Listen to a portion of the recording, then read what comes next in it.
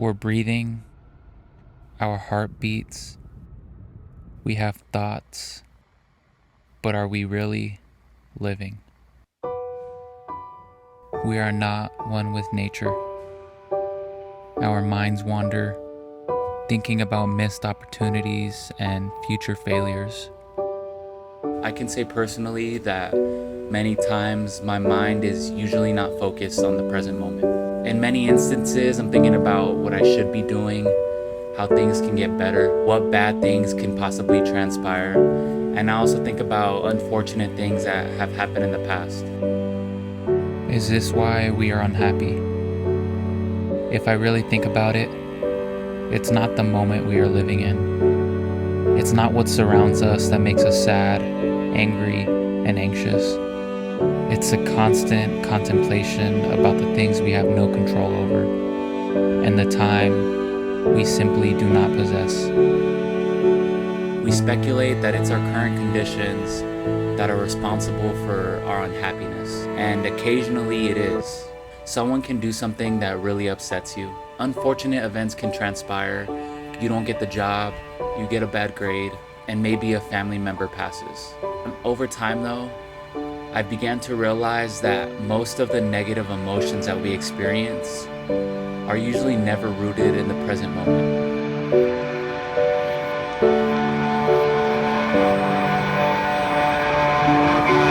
Minds constantly remain fixated on unresolved issues within ourselves and our relationships with other people.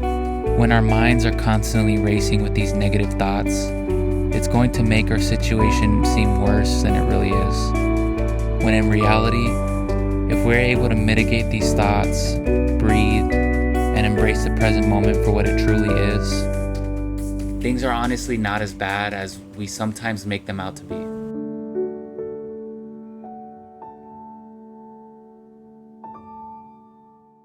I constantly fall victim to this frame of thinking. I let the constant rumination of these negative thoughts affect my mood and dictate my behavior.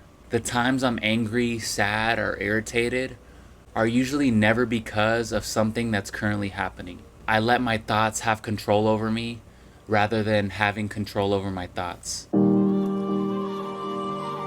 It wasn't until I picked up the practice of meditation that I realized how much I wasn't truly living in the present. I feel like many of us in today's society fall victim to this. We are all so used to being mentally stimulated through our phones, TV, the internet, and the times we aren't being stimulated, we deem as boredom. Think about the times when you're laughing with your friends, doing a creative activity that you enjoy, or working out.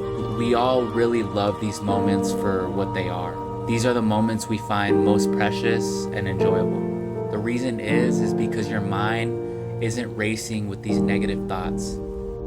You aren't thinking about any other situation that could possibly be better than the one you are currently experiencing. You are, in the most purest form, living.